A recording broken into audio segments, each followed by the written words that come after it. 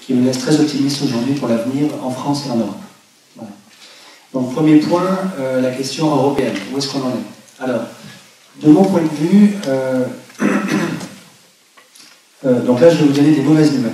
La première partie sera les mauvaises nouvelles, la deuxième aussi, et la troisième des très bonnes nouvelles. Donc, pour les très bonnes nouvelles, il faut attendre la troisième partie.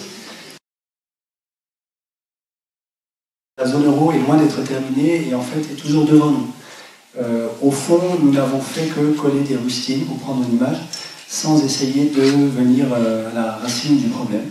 Alors, de mon point de vue, la racine du problème est double. Elle tient d'abord à un défaut structurel de la zone euro, que j'ai essayé d'expliquer, et puis à un problème financier, donc, que j'aborderai dans la deuxième partie. Donc, dans cette première partie, les problèmes structurels de la zone euro. De mon point de vue, la Grèce va de nouveau faire défaut sur sa dette. Qu'est-ce que ça veut dire? Elle va de nouveau être contrainte de dire, ben voilà, on est désolé, mais on ne peut pas payer nos dettes publiques. Pourquoi? Pour une raison très très simple, sur laquelle d'ailleurs il n'y a absolument pas de discussion entre économistes, j'allais dire professionnels aujourd'hui, même s'ils ne veulent pas le dire devant la caméra, mais en fait là-dessus il n'y a pas de débat. Si vous voulez, imaginez qu'à ma gauche j'ai la taille du gâteau Grèce, c'est-à-dire la richesse de l'économie grecque. Et puis à ma droite, j'ai la montagne des dettes publiques grecques. Supposez que la taille du gâteau est constante, elle n'augmente pas. Et puis la montagne continue d'augmenter. Alors si vous espérez qu'un jour on pourra rembourser la montagne de dettes avec la richesse produite par le pays, et si la montagne augmente alors que le gâteau n'augmente pas, il n'y a aucune chance. Vous voyez? Alors pour être un tout petit peu plus subtil, il se pourrait que la montagne augmente, que le gâteau augmente également, mais moins vite.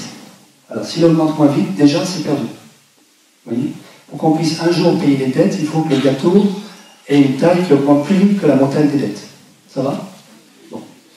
Et ça, je vous assure, les économistes ont bien compris. Même si quelquefois le bon sens nous échappe. Alors dans le cas de la Grèce, c'est bien pire, la taille du gâteau diminue. Hein, puisque la croissance entre guillemets de la Grèce l'an dernier, c'est moins 7,5% du PIB, du PIB, du produit intérieur brut. Donc la Grèce aujourd'hui connaît un effondrement de son produit intérieur brut qu'elle n'a jamais connu depuis la Seconde Guerre mondiale, jamais, hein, c'est la première fois.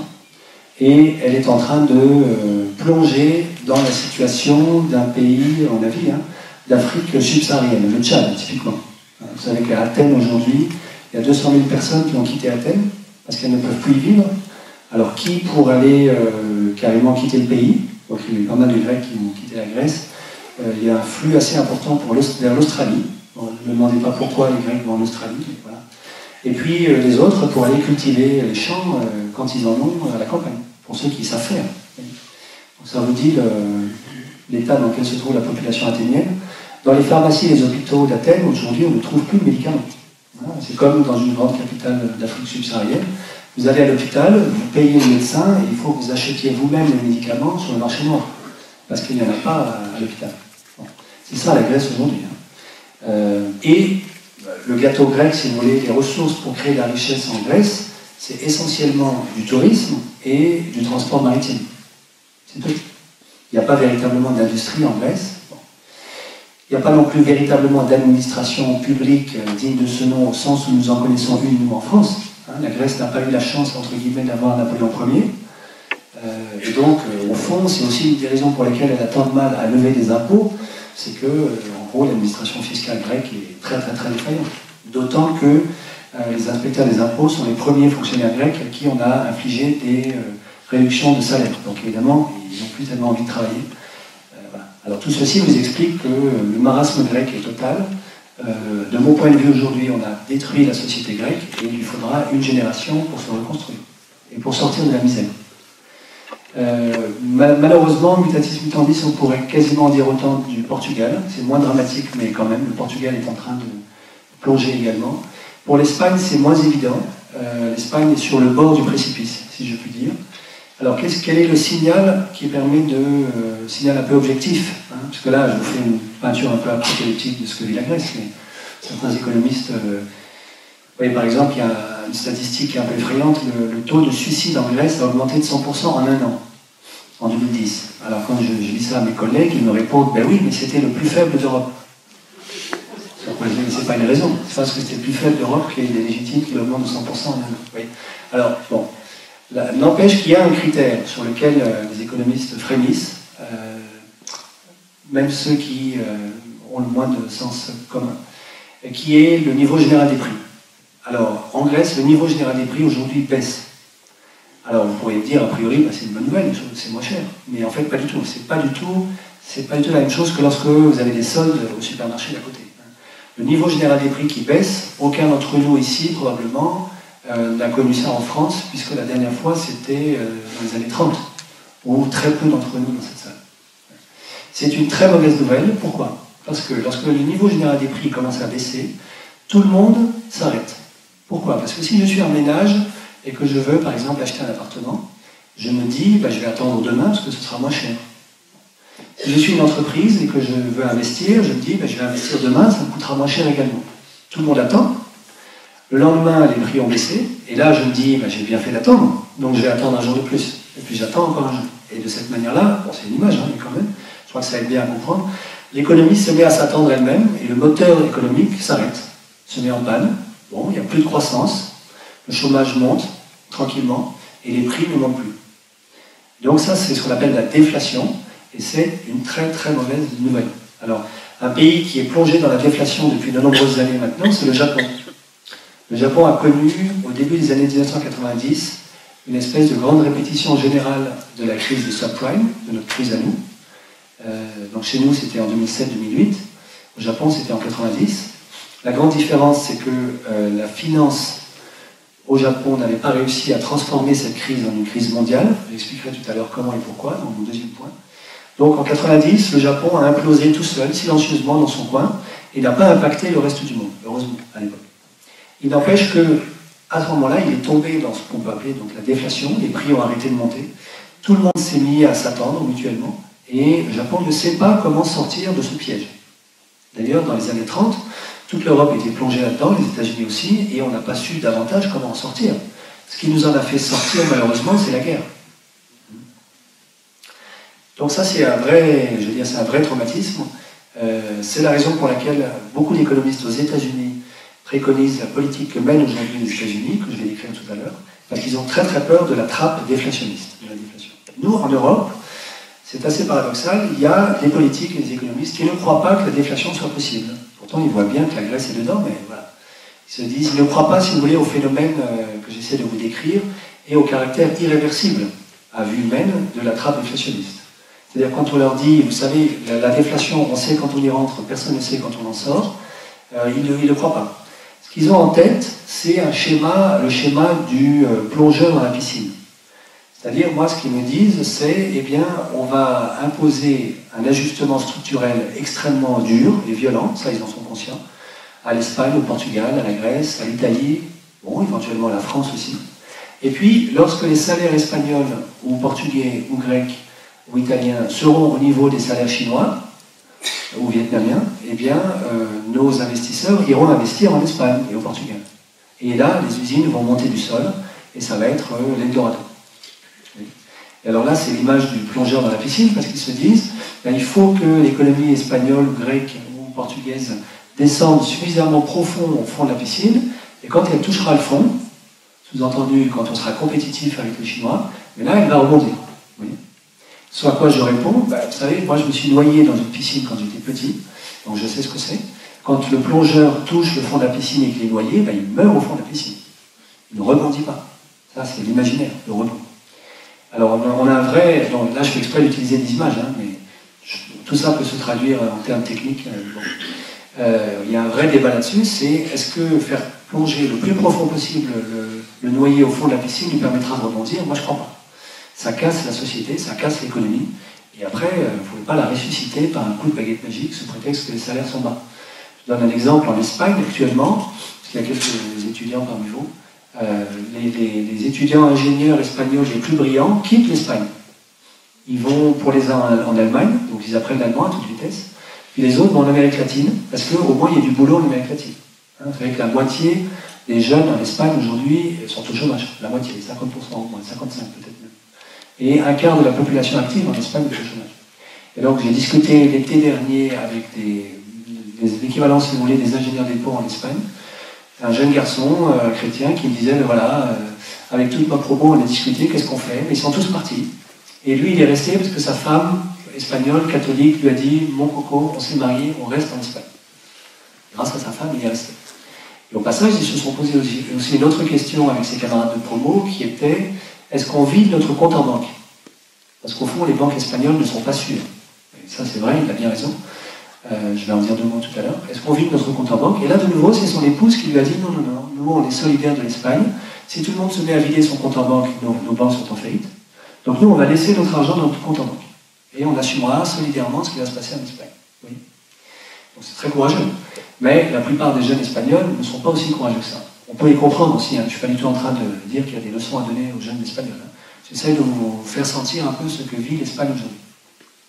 Si vous avez la jeunesse, enfin une partie de l'élite de la jeunesse du pays qui s'en va, vous pourrez faire baisser les salaires, ça ne va pas permettre au pays de redémarrer. Hein. Vous voyez ce que je veux dire? Bon. Alors, là, il y a un vrai débat, et moi, de mon point de vue, le grand danger, c'est la déflation. Si jamais l'Espagne est tombée dedans, avec le Portugal, la Grèce, ils y sont déjà, l'Italie, voilà, c'est pas clair non plus, ça peut être très très dangereux pour l'ensemble de l'Europe, parce qu'une fois que nous sommes dedans, je ne sais pas comment on en sort. Je dirais, en troisième partie, quelques mots sur les espoirs que peut donner l'idée de faire une grande relance keynésienne. Mais je continue un tout petit peu sur la question européenne.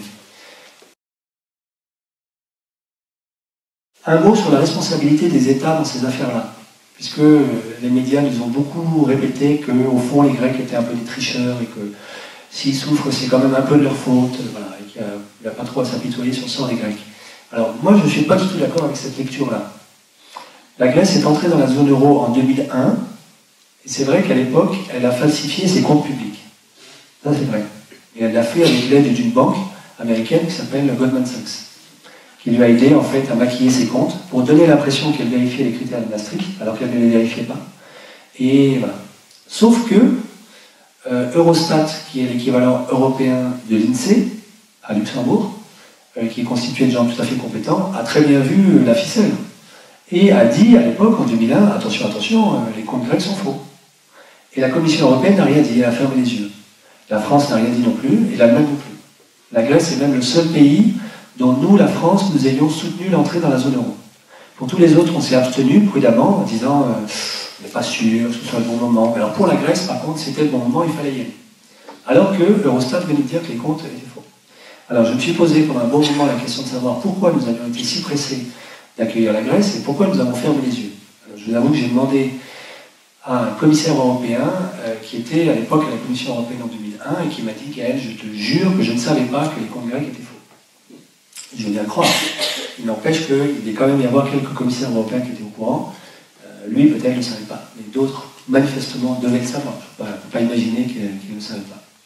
Alors, il y a plusieurs éléments de réponse. Le premier, c'est qu'à partir du moment où la Grèce est entrée dans la zone euro, un certain nombre de banques se sont mises à prêter énormément d'argent à la Grèce à un taux d'intérêt très faible, très bon marché. Ces banques sont des banques françaises et allemandes. Et donc, on peut imaginer que, évidemment, nous étions intéressés à ce que la Grèce rentre dans la zone euro pour que nos banques puissent prêter à la Grèce. Qu'est-ce que la Grèce a fait avec cet argent qu'on lui a prêté à bon marché? Elle a fait des grands travaux, par exemple le métro athénien, et ces grands travaux ont été réalisés par des entreprises qui n'étaient pas grecques. Il n'y en a pas des entreprises grecques pour faire des grands travaux, des entreprises allemandes et françaises. Elle a acheté beaucoup d'armements à la France. Alors, vous savez que la Grèce est devenue notre 3e client d'armes. Parce que c'est bien connu, la Grèce est une grande puissance géopolitique qui, pour défendre Chypre, a besoin de je ne sais combien de rafales et de sous-marins et que sais-je d'autre. Et donc, on lui a vendu ceci. Vous voyez? Alors, ça c'est une hypothèse. Je ne dis pas que c'est la seule raison. Enfin voilà, je vous lance cette hypothèse. Nous étions assez intéressés à ce que la Grèce puisse entrer dans la zone euro. Comment est-ce que, malgré tout, on a pu se permettre de fermer les yeux? Alors, j'ai aussi un élément de réponse que j'ai découvert tout récemment. C'est quelqu'un qui m'a expliqué ça il n'y a pas très longtemps. Au fond, il semble que, en réalité, truquer les comptes publics, nous l'ayons fait nous aussi. La France et l'Allemagne. Donc, là, je comprends que, du coup, on ne se soit pas empressé de dire « Ah, mais quand même, ça ne va pas du tout, les comptes grecs sont faux. » Parce que si on en a fait autant, je comprends qu'on se taise, si vous voulez, avec pudeur sur cette question. Ceci dit, alors je fais exprès, hein, n'empêche que c'est vrai que l'administration fiscale grecque ne fait pas son boulot. C'est vrai que les grands armateurs grecs ont tous mis leur argent en Allemagne. Oui, tout ce qu'on dit là-dessus est vrai aussi. Mais il n'empêche que ça me semble tout à fait injuste d'accabler aujourd'hui la population grecque en disant c'est bien de leur faute s'ils sont malheureux aujourd'hui. Bon, je n'en dis pas plus sur la Grèce, on en parlera tout à l'heure si vous voulez. Comment ceci peut-il évoluer? Alors, la Grèce elle-même ne paiera jamais ses dettes publiques, ça me paraît très clair, donc elle va de nouveau faire défaut sur sa dette. Est-ce que ceci peut arriver dans les mois qui viennent? Je ne crois pas, pour une raison simple, c'est que vous savez que, je crois que c'est le 22 septembre de cette année, 2013, il y a des élections en Allemagne. Et Angela Merkel a absolument besoin d'avoir un paysage européen relativement calme et tranquille pour pouvoir aborder les élections. Parce qu'elle a un bilan politique intérieur qui n'est pas extraordinaire. Et ce qui lui donne sa stature de femme politique capable de gagner les élections et d'être réélue, c'est sa position européenne. Donc il lui faut une Europe relativement tranquille. Et donc, bon, je ne suis pas absolument certain, mais je parierais volontiers avec vous qu'il ne se passera rien de grave en Europe d'ici septembre 2013. On fera tout ce qu'il faut pour que la Grèce soit maintenue hors de l'eau, quitte à ce que Mario Draghi, le patron de la BCE, continue de créer des milliards pour aider la Grèce, qu'elle ne pourra jamais rembourser. Bon. Mais on fera en sorte qu'il n'y ait pas de catastrophe majeure d'ici septembre 2013. Pourquoi est-ce que la Grèce est si importante? Parce que vous pourriez me dire, mais au fond, le PIB de la Grèce, la taille du gâteau grec, c'est tout petit. La Grèce pèse moins lourd que le département des Hauts-de-Seine. La Grèce, c'est moins de 2% du PIB européen. Donc c'est rien du tout. Au fond, c'est un non-sujet, et c'est vrai que si on avait tout de suite remboursé pour la Grèce les dettes publiques de la Grèce en 2010, on aurait réglé le problème. On ne l'a pas fait. Et donc la dette a augmenté. Comme la taille du gâteau a diminué, la dette est encore plus lourde. Comme les prix diminuent, et que la dette est libellée en nominal, c'est-à-dire c'est toujours autant de millions d'euros ou de milliards d'euros qu'il faut rembourser. Quand les prix diminuent, pour ceux qui ont à payer la dette, c'est encore plus cher. Donc la Grèce va de nouveau faire défaut, alors que, comme vous le savez, vous l'avez sûrement repéré, elle a déjà restructuré sa dette en février dernier et en septembre dernier. On a déjà 2 fois de suite restructuré la dette grecque, et ça ne suffit pas du tout. Le Portugal, probablement, sera sur le même sentier. Je ne vois pas du tout comment le Portugal réussirait à y échapper. L'Espagne aussi. Alors, dans le cas de l'Espagne, ce n'est pas du tout un problème de finances publiques. L'Espagne a une vraie administration qui lève des impôts. L'Espagne n'a pas plus falsifié ses comptes que la France, en tout cas. Non, le problème espagnol, c'est un problème bancaire. Parce que la dette publique espagnole en 2007, c'est 40% du PIB espagnol. Donc c'est très peu. C'est un très bon élève en 2007, en termes de finances publiques, hein, l'Espagne. Je vous rappelle qu'aujourd'hui, en France, la dette publique française, c'est 90% du PIB. Simplement, la dette publique espagnole, 40% en 2007, aujourd'hui c'est 80%, en gros, elle a été multipliée par 2 donc en 5 ans. Pourquoi? Essentiellement à cause des banques espagnoles. Donc ça, j'en parlerai dans ma deuxième partie. Comment les banques ont réussi à accumuler autant de dettes qu'elles coulent un pays. On verra ça tout à l'heure. Mais c'est parce que l'Espagne a décidé de recapitaliser ses banques, c'est-à-dire de sauver ses banques avec l'argent du contribuable, que la dette publique espagnole explose. Puisque, je vous le redis, en 2007, l'Espagne était un très bon élève en termes de finances publiques. Bien meilleur élève que la France. Et aujourd'hui encore, elle a une dette publique plus faible que la France relativement à son produit intérieur brut. Parce qu'il est à 80%, nous on est à 90%. Un autre pays qui est dans une situation analogue à celle de la Grèce, c'est l'Irlande. L'Irlande, en 2007, la dette publique irlandaise, c'est 25% du PIB. Donc c'est encore moins que l'Espagne. L'Irlande est le meilleur élève de la classe européenne à l'époque. En 2010, les banques irlandaises passent toutes avec succès les tests de résistance aux risques extrêmes imposés par la Banque Centrale Européenne, la BCE, ce qu'on appelle les stress tests. Donc c'est des tests, si vous voulez, que la Banque Centrale impose aux banques pour vérifier qu'en cas de malheur, elles peuvent tenir le choc, qu'elles sont résilientes, comme on dit. C'est comme si vous obligiez un avion à traverser une tempête pour voir s'il résiste à la tempête. Donc, en mai-juin 2010, les banques irlandaises passent toutes avec succès les tests. Donc, elles sont capables de traverser la tempête. Et puis, en octobre-novembre 2010, alors qu'entre-temps, il ne s'est rien passé, rien de spécial, elles sont toutes en faillite. Donc, l'Irlande les nationalise toutes, et, à mon avis, fait l'erreur, mais voilà, de ça on peut discuter, prend à son compte au compte de la dette publique les dettes privées de ces banques. Et la dette publique irlandaise passe de 25% du PIB à 100%, multiplication par 4 en un an. Parce que c'est quoi? Les 75% nouveaux, ça vient des dettes privées bancaires. C'est pas du tout que Dublin, tout d'un coup, se serait mis à recruter des millions de fonctionnaires irlandais payés à ne rien faire. Ça n'a rien à voir.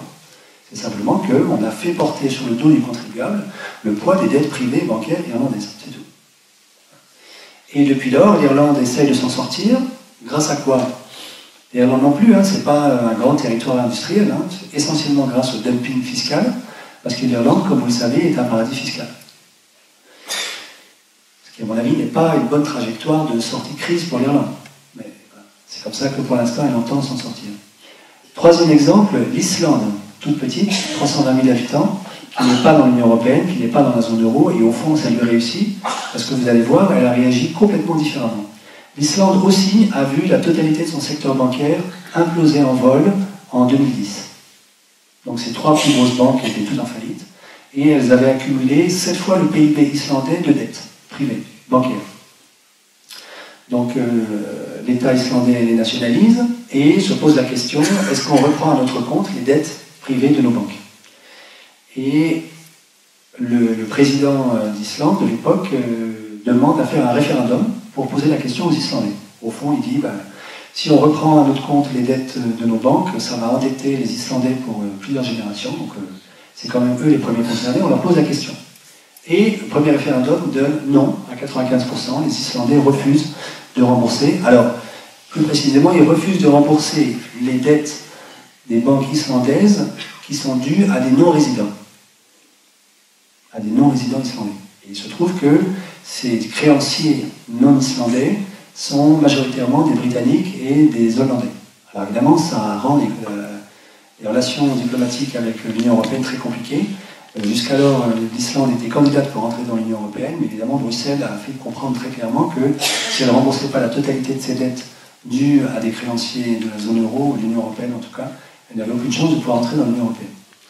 Du coup, le gouvernement islandais est très embêté, il tergiverse pendant un an, et puis un an plus tard, rebelote, on fait un deuxième référendum pour demander aux Islandais, vous êtes bien sûr que vous ne voulez pas prendre à votre compte les dettes de vos banques? Réponse des Islandais pour la deuxième fois, non, on ne paiera pas les dettes de nos banques. Oui. Et finalement, pour l'instant, elles ne sont toujours pas payées. Et l'Islande essaie de redécoller autrement, cette fois-ci, que via le dumping fiscal comme l'Irlande. Qu'est-ce qui permet à l'Islande de refuser de payer? C'est qu'elle n'est pas dans l'Union européenne, elle n'est pas dans la zone euro. L'Irlande, elle, est dedans, et donc elle est soumise complètement, à mon avis, à la pression et de Bruxelles, et de Paris, et de Berlin, qui l'obligent à payer les dettes. Vous voyez? Alors, ceci pour dire que l'explosion des dettes publiques en Europe n'est pas, de mon point de vue, d'abord un problème de dépenses publiques faramineuses qui ferait que nous vivrions au-dessus de nos moyens, comme beaucoup nous le racontent. En particulier en France, c'est vrai qu'on a une grosse dette publique, 90% du PIB, mais la part des dépenses publiques en France dans le PIB français n'augmente pas et même diminue plutôt depuis une quinzaine d'années. Je le redis parce qu'on est tellement habitué à ne pas entendre ça que ça vaut la peine de le répéter. La part des dépenses publiques en France dans le PIB français n'augmente pas depuis 15 ans et même est plutôt sur une pente légèrement décroissante. Donc si on a une grosse dette publique, ce n'est pas la faute à la puissance publique qui dépense trop. Donc alors, d'où vient le problème de la dette publique française? Alors, il est multiple, vous savez, c'est comme quand vous avez un accident de voiture, il y a plein de causes. Il avait trop bu, il faisait nuit, c'était dans un tournant, la chaussée était glissante, et il parlait à sa femme au téléphone. Il y a tout ça, tout ce faisceau de raisons qui font qu'il a pris un platane. Donc, chez nous aussi, il y a plein de facteurs.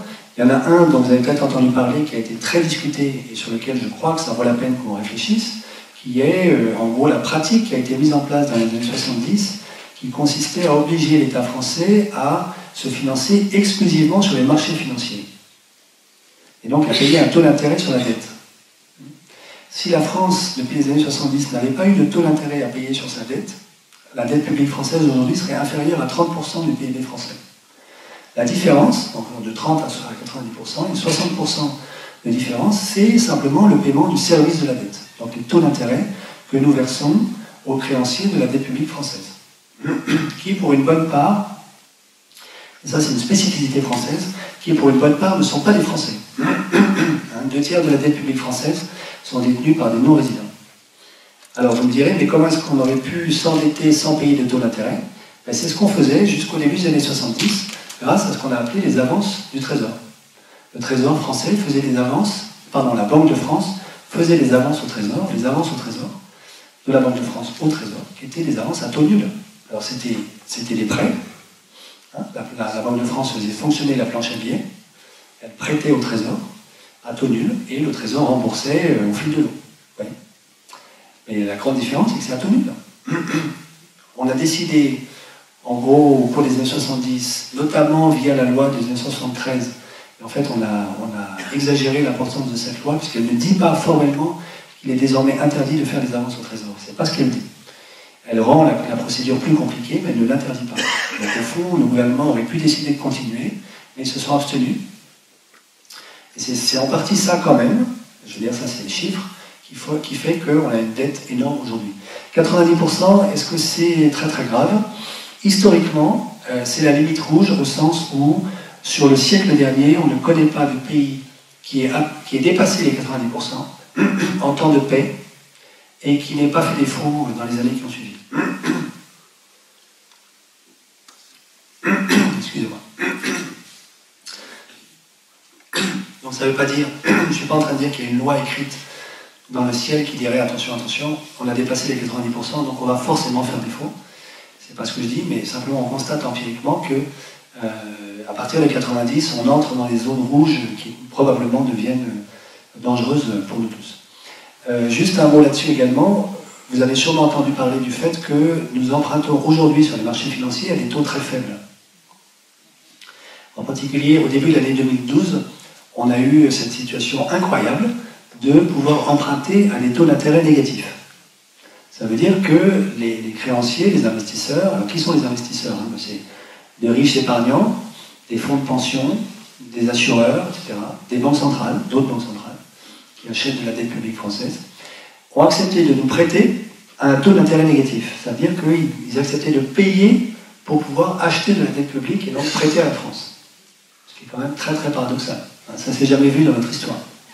On n'est pas les seuls à en avoir bénéficié, l'Allemagne également, la Belgique également, et puis le Fonds européen de stabilité financière, le FESF, a également réussi à emprunter à taux à court terme, à taux négatif. Alors comment est-ce que ceci s'explique?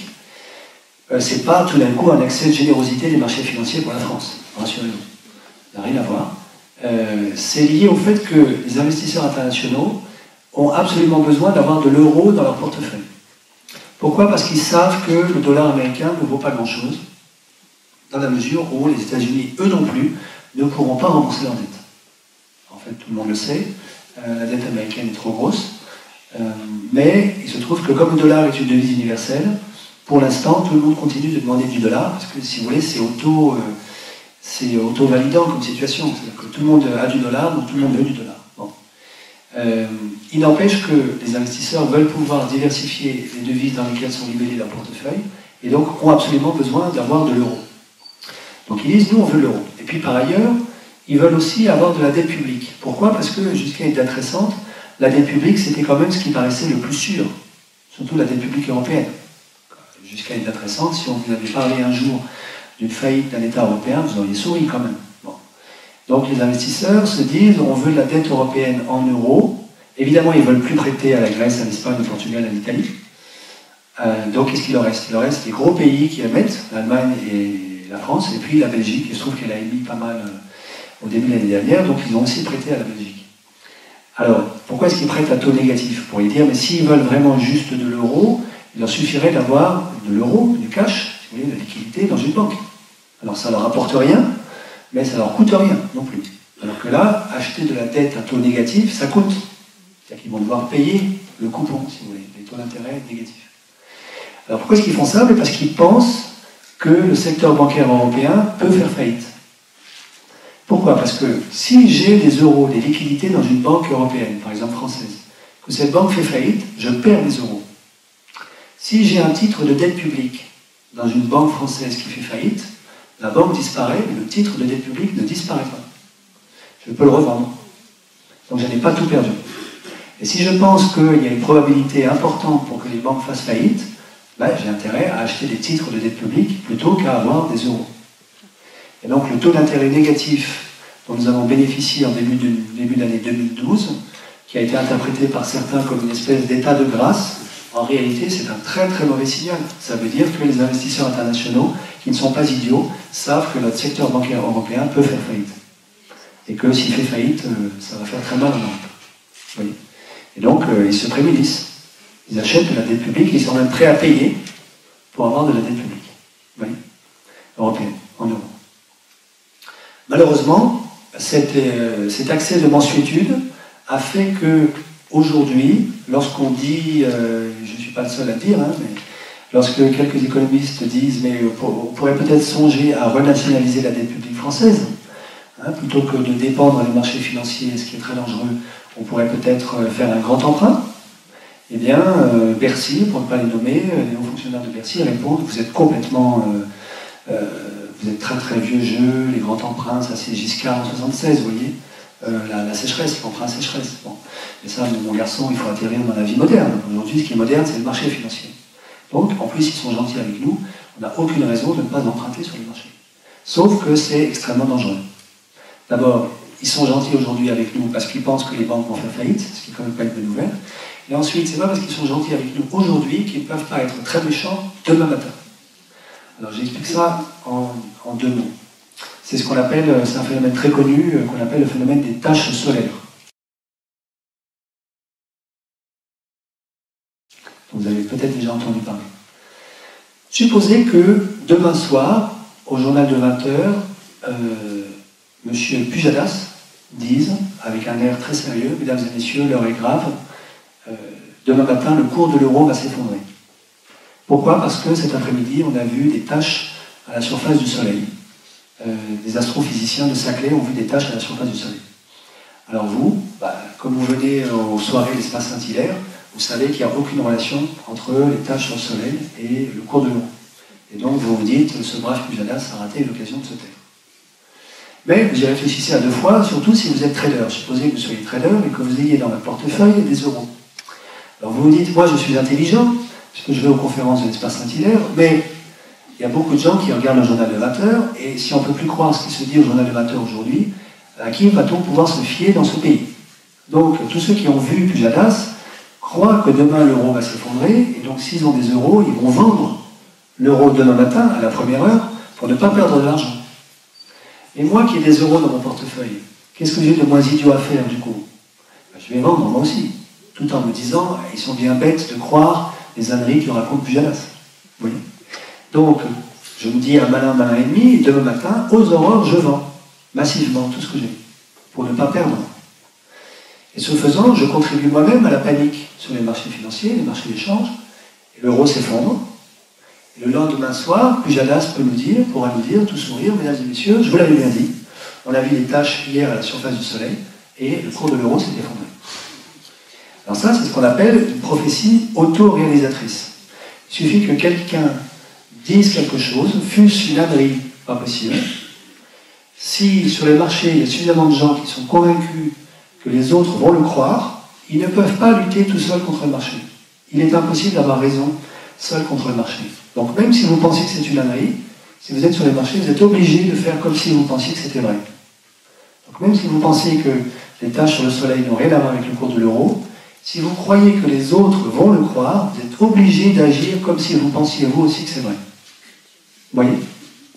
Du coup, si demain matin, quelqu'un qui a suffisamment d'autorité sur les marchés se met à dire « Vous savez, au fond, la dette publique française, ça ne vaut rien. Et regardez, 90% du PIB, François Hollande à l'Élysée, ce pays est foutu. Demain matin, on emprunte à 5-10%. Ça ira très très vite. Prenons l'exemple de la Grèce. La Grèce... La dette publique grecque a commencé à exploser, enfin, le taux d'intérêt auquel la Grèce empruntait a commencé à exploser en janvier 2010. Qu'est-ce qui s'est passé entre le 31 décembre 2009 et le 1er janvier 2010 en Grèce? Rien du tout. Il n'y a eu aucune nouvelle fracassante. Bon. 4 mois plus tôt, Papandréou avait pris le pouvoir et avait dit « Ah ben je constate quand même que les finances sont plus dégradées que ce qu'avait dit mon prédécesseur. » Il avait un peu menti. Donc lui-même révèle une partie de la vérité, c'est-à-dire que ce que je disais tout à l'heure, les comptes publics étaient faux. Lui-même d'ailleurs ne dit pas tout, bon, mais à ce moment-là, en septembre 2009, ça n'a fait ni chaud ni froid au marché financier, qu'ils en fichaient complètement. Mais en début 2010, il se trouve que, alors je pourrais raconter ça si vous voulez tout à l'heure, bon, la tâche commence à exister, la tâche solaire, et les marchés se disent, mais au fond la Grèce est insolvable, donc maintenant on va retirer notre argent de la Grèce. Et pour continuer à prêter à la Grèce, il faut lui prêter très très cher, parce qu'on pense que la probabilité que la Grèce ne rembourse pas est très élevée. Et ça, c'est auto-réalisateur, si vous voulez. C'est une prophétie auto-réalisatrice. Alors, vous pourriez me dire, mais heureusement que Pujadas, justement, ne fait jamais ce genre de prophétie à la télévision. Il dit jamais, demain matin, le cours de l'euro va s'effondrer. Donc, c'est pas si grave, ce genre de prophétie. Malheureusement, c'est très grave parce qu'on en fait tous les jours des tâches solaires. Tous les jours, sur les marchés financiers. Les marchés financiers ne fonctionnent que à coup de tâches solaires. Ils sont toujours entre l'explosion de la dernière tâche solaire et la naissance de la prochaine. Alors, un exemple très célèbre, pendant plus de 20 ans, vous avez quelqu'un qui a régné sur les marchés financiers, qui s'appelait Alan Greenspan, qui était le patron de la Banque centrale américaine, de la Fed. Et dès qu'Alan Greenspan faisait un discours, toutes les salles de marché ouvraient la télévision et écoutaient Alan Greenspan. Et si ce jour-là, il était de bonne humeur parce que c'était, je sais pas, son anniversaire, les gens disaient « Ah, Greenspan sourit, donc les gens vont croire qu'il a des bonnes nouvelles à nous annoncer, donc ils vont acheter, donc les cours vont monter, donc j'achète. » Tout le monde achetait et les cours montaient. Et puis si ce jour-là, Alan Greenspan avait des brûlures d'estomac, donc il faisait la grimace, les gens disaient « Ouh là là, Greenspan fait la grimace, donc les autres sont assez stupides pour croire qu'il a des mauvaises nouvelles à nous annoncer, donc ils vont vendre, donc les cours vont baisser, donc je vends. » Et tout le monde vendait et les cours baissaient. Et après, on disait, M. Greenspan, c'est un magicien, il anticipe les cours à quelques heures d'avance. En fait, le brave Greenspan, qui de formation était saxophoniste, n'anticipait rien du tout. Simplement, on l'avait utilisé comme tâche solaire. Voyons, bon, on aurait pu prendre n'importe qui d'autre, mais voilà, c'était lui. Autre exemple très connu, c'est la visite protocolaire au Japon de Bush en 2002. Donc, comme je le disais tout à l'heure, le Japon est dans la déflation depuis le début des années 90. Bush, en 2002, fait une visite à Tokyo et puis il fait une conférence de presse à l'issue de son entretien avec le Premier ministre. Et là, il fait un lapsus, parce qu'il a un vocabulaire limité, il confond déflation et dévaluation. Alors il dit, mesdames et messieurs, le Japon connaît une dévaluation terrible. En voulant dire une déflation terrible. Alors toutes les salles de marché écoutent, ils disent, oulala, il est en train de nous annoncer la dévaluation du yen, et tout le monde se met à vendre du yen massivement. Et le yen perd de 3% en quelques heures. À telle enseigne que le Premier ministre japonais est obligé de faire une contre-conférence de presse en disant non, non, non, ne vous inquiétez pas, c'est juste que le président Bush ne sait pas lire les notes qu'on lui a écrites. Il n'a jamais voulu parler d'évaluation, il voulait parler de déflation. Alors du coup, les salles de marché entendent, se disent ah bon, ça n'est que la déflation. Mais oui, on est bien au courant, donc il n'y a pas de problème. Ils se mettent à racheter du yen et le yen reprend les 2-3% qu'il avait perdus en quelques heures. Donc ça, c'est un exemple incroyable, mais vrai, de tâche solaire. Donc ça vous dit que les cours de la bourse, c'est pas du tout, si vous voulez, de mon point de vue, hein, mais ce que je dis là est, je veux dire, est bien connu de l'analyse économique la plus orthodoxe, la plus mainstream. S'il y a des spécialistes dans la salle, on peut vraiment discuter techniquement sur le fond. Je fais exprès de ne prendre que des métaphores pour que ce soit intelligible, hein, mais on pourrait redire la même chose de manière très technique et donc incompréhensible, mais peu importe. Voilà, les marchés sont toujours agités par les tâches solaires. Il n'y a pas de... Donc les cours de la bourse ne sont pas le résultat d'un calcul extrêmement savant et extrêmement sage sur les fondamentaux de l'économie, à 35 ans d'horizon, vous voyez, où on sait que, je ne sais pas quoi, d'ici 35 ans, le Japon sera sorti de la déflation et donc on a fait des calculs. Non, pas du tout. C'est des tâches solaires, qui peuvent être éventuellement très sophistiquées, peu importe, mais qui sont uniquement des tâches solaires, c'est-à-dire des prophéties autoréalisatrices qui peuvent éventuellement n'avoir aucun lien avec la réalité. Un autre exemple, alors là encore plus caricatural, puis je vais m'arrêter là sur les tâches solaires, même si j'aime beaucoup ce sujet, le cours du pétrole en 2008. Alors vous savez, quand un trader panique sur les marchés financiers, il y a une espèce d'atavisme qui fait qu'il a toujours 3 lieux refuge. Le premier, c'est le pétrole, parce qu'il se dit on aura toujours besoin de pétrole sur cette planète. Le deuxième, c'est de l'or. Alors ça, c'est un vieil archaïsme lié à l'étalon or. Peut-être qu'un jour, on reviendra à l'étalon or, donc par sécurité, j'achète de l'or. Et le troisième, c'est le franc suisse. Pourquoi le franc suisse? Ne me demandez pas, je ne sais pas, peut-être parce que c'est là qu'il a caché son argent, je ne sais pas. Mais voilà. Et du coup, en 2008, au moment de la crise des subprimes, bon, vous avez des tas de traders qui se mettent à vendre leurs actifs subprimes parce qu'ils savent que ces actifs ne valent plus rien, c'est des actifs pourris. Du coup, ils récupèrent de l'argent avant que tout ne soit trop tard. Ils ne savent pas quoi en faire, ils sont paniqués, ils achètent du pétrole, de l'or et du franc suisse. Et en tout cas, pour le pétrole et l'or, ça marche très très bien. Bon, j'ai la courbe sur mon ordinateur, mais je ne vais pas vous la montrer ici. Si vous regardez le cours de l'or et du pétrole, en gros, de début 2008 à mi-2009, ils sont absolument parallèles. Ils suivent exactement la même courbe. Et or, la demande et l'offre réelle de pétrole et d'or n'ont rien à voir. Il n'y a aucune raison pour que le cours de l'or et du pétrole soient complètement corrélés. En fait, ils le sont. Pourquoi? Parce que le prix de l'or et le prix du pétrole ne sont pas dictés aujourd'hui par l'offre et la demande réelle de pétrole, c'est-à-dire les gens qui ont vraiment besoin de pétrole, qui ont vraiment besoin d'or, mais c'est dicté par les étages supérieurs de la fusée qui sont donnés par les marchés financiers. Parce que les marchés financiers sur le pétrole, donc ce qu'on appelle les actifs dérivés, sur le pétrole, qui nous permettent de jouer sur le pétrole, pèsent 30 fois plus lourd que le marché du pétrole réel. Oui. Et donc quand ça s'agite aux étages supérieurs, ça fait faire la montagne russe au rez-de-chaussée qui est le pétrole réel. Vous voyez ce que je veux dire? Imaginez que le marché du pétrole, en fait, c'est un grand immeuble. Bon. Au rez-de-chaussée, vous avez l'offre et la demande réelle de pétrole. Il y a des gens qui ont besoin de pétrole pour faire décoller leurs avions. Et puis l'Arabie Saoudite qui produit du pétrole. Ça, c'est la réalité, si vous voulez, c'est le monde réel. Et puis aux étages supérieurs, vous avez un empilement de marchés où vous avez des capitaux qui viennent s'investir sur des actifs dérivés sur le pétrole. Alors, qu'est-ce que c'est qu'un actif dérivé sur le pétrole? Par exemple, c'est un contrat qui vous dit, eh bien, moi, je veux être livré, je veux recevoir 30 000 barils de pétrole le 15 septembre 2019 s'il a neigé le 8 janvier 2013. Ça, c'est un actif. Alors, quelle est la probabilité qu'il neige le 8 janvier 2013 voilà. Bon, etc. Évidemment, celui qui achète ça, surtout si c'est une banque, n'a aucune intention de se faire livrer du baril en 2019, du pétrole en 2019. Surtout si c'est un trader dans un appartement, dans un bureau cossu de Manhattan. C'est pas du tout son problème. Il va évidemment revendre cet actif plus tard. Et il espère le revendre avec une marge, commission. Donc il spécule, c'est juste de la spéculation sur le prix du pétrole. Sauf que quand ces marchés-là, les étages supérieurs, pèsent 30 fois plus que le rez-de-chaussée, évidemment, quand ça bouge en haut, ça bouge en bas. Vous voyez? Ça va? Vous saisissez un peu? Bon. Voilà, je m'arrête là sur les marchés financiers pour vous donner à sentir que nous mettre à genoux devant les marchés financiers sous prétexte qu'aujourd'hui ils sont gentils avec nous, n'est certainement pas une bonne idée à mon avis. Je termine sur ma première partie parce que je suis beaucoup trop lent.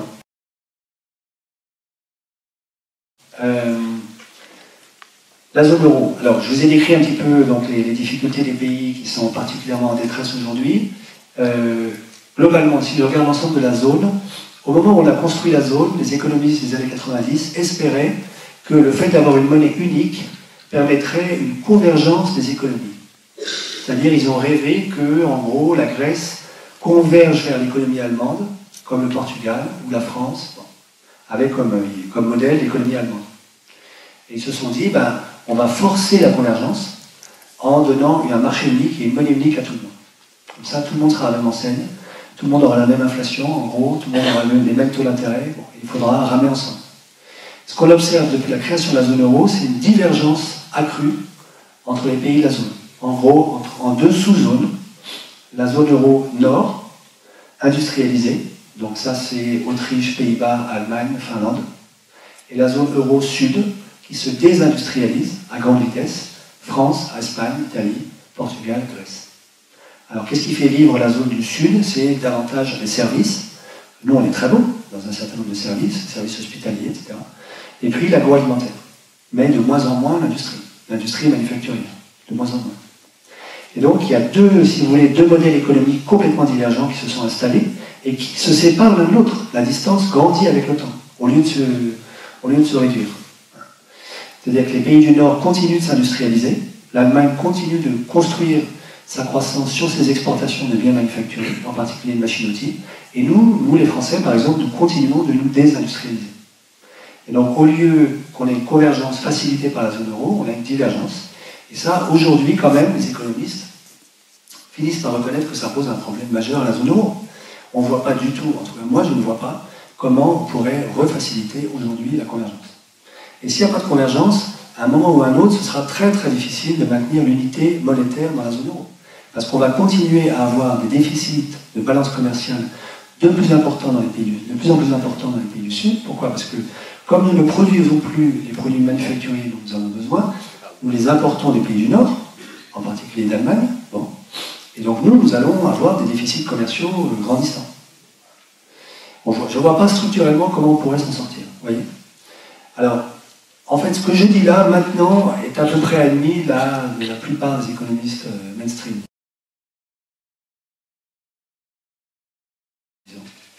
La question qui reste posée, c'est comment maintenant on sort du piège. Une fois qu'on a compris que nous nous sommes construits à nous autres, Européens, un vaste piège qui ne marche pas, comment est-ce qu'aujourd'hui on répare le piège? Alors, vous avez évidemment la solution radicale et extrême qui n'est pas celle que je défends, qui est de sortir de la zone euro. C'est pas du tout ce que je prône. Et puis, vous avez une solution intermédiaire qui est en train de gagner du crédit aujourd'hui, qui est peut-être celle qu'on va nous proposer, hein, qui est que la Banque Centrale Européenne, au lieu de fixer un seul taux d'intérêt, fixerait deux taux d'intérêt. Un taux pour les pays du Nord et un taux pour les pays du Sud. Et elle mettrait un taux plus élevé pour les pays du Nord, de manière à favoriser un peu d'inflation dans les pays du Nord, et un taux plus bas pour les pays du Sud, de manière à ne pas autoriser l'inflation dans les pays du Sud. Du coup, les prix monteraient dans les pays du Nord, et baisseraient dans les pays du Sud, et ça, ce serait une manière de faire, si vous voulez, le rattrapage salarial via l'inflation. Vous voyez? Bon, moi je suis assez sceptique sur cette solution, mais on pourra en parler tout à l'heure si vous voulez. Pour ma part, je défends plutôt une autre solution, mais qui, je dois l'avouer, n'a pas de succès auprès de la classe politique française, pas du tout, qui avait été discutée dans les années 90, qui a été abandonnée pour une raison que je ne comprends pas aujourd'hui. Moi j'étais étudiant dans les années 90, donc je n'ai pas participé à ces négociations. Quand je demande aux constructeurs de la zone euro français pourquoi ils n'ont pas adopté cette solution, je ne comprends pas la réponse. Donc je ne peux pas vous dire pourquoi, honnêtement. Cette solution, c'est simplement de remplacer l'euro-monnaie unique par un euro-monnaie commune. Alors la différence est simple au fond, même si elle peut paraître subtile.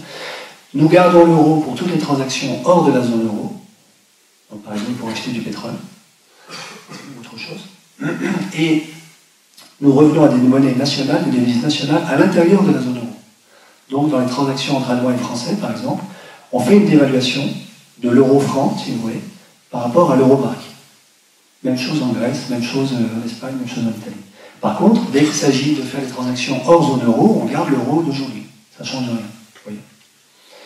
Et le taux de change entre l'euro-franc et l'euro-mark n'est pas livré aux mains des marchés financiers, ça c'est la dernière bêtise à faire, à cause de tout ce que je vous ai raconté sur les tâches solaires, mais est négocié politiquement. C'est-à-dire, on s'assoit à la table des négociations une fois par an à Bruxelles et on dit voilà, ben nous les Français, on a quand même besoin de dévaluer notre monnaie parce qu'au fond, ben voilà, on a du déficit commercial et donc ça nous arrange. Bon. Évidemment, ceux qui seront complètement contre cette solution, ce sont les Allemands. Et c'est peut-être ça la raison fondamentale pour laquelle on n'a pas adopté cette solution, c'est que si on le faisait, évidemment tous les pays du Sud dévalueraient demain matin, bon, et les Allemands perdraient en quelques heures 20 ans d'efforts d'industrialisation pour être compétitifs. Pourquoi? Parce que, je pense que c'est important de le dire et de le redire, les Allemands se serrent la ceinture depuis 20 ans. Les classes moyennes allemandes souffrent depuis 20 ans. Elles ont souffert pendant 10 ans pour financer la réunification allemande. Et depuis le début des années 2000, elles souffrent à cause des accords salariaux que les syndicats allemands ont signés qui font qu'il n'y a plus d'augmentation de salaire en Allemagne jusqu'en 2010. Donc, depuis 2010, les salaires commencent à augmenter de nouveau un petit peu. Et au moins jusqu'en 2010, il n'y a pas eu d'augmentation salariale en Allemagne, de sorte que le pouvoir d'achat des classes moyennes allemandes a diminué depuis 20 ans. Il a diminué. Ce qui n'est pas du tout le cas en France. Il n'a pas augmenté beaucoup, je vous l'accorde, mais il n'a pas diminué en France. C'est pour ça qu'à mon avis, il faut bien comprendre aussi pourquoi les Allemands n'ont aucune envie de payer pour les Grecs. Ils ont déjà payé très cher pour les Allemands de l'Est. Ils ont payé en gros entre 2 et 3% du PIB allemand tous les ans, pendant 10 ans, dans les années 90. Ce qui était en gros le coût des réparations du traité de Versailles. Vous voyez. Depuis le début des années 2000, ils continuent de se serrer la ceinture, cette fois-ci pour être compétitifs et pour exporter leurs machines-outils. Et maintenant, on irait leur dire de payer pour les Grecs. C'est évidemment juste impossible de leur demander ça. C'est pas possible.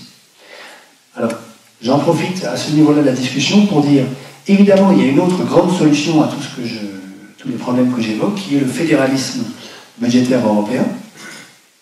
dont vous avez entendu parler. Alors qu'est-ce que c'est le fédéralisme?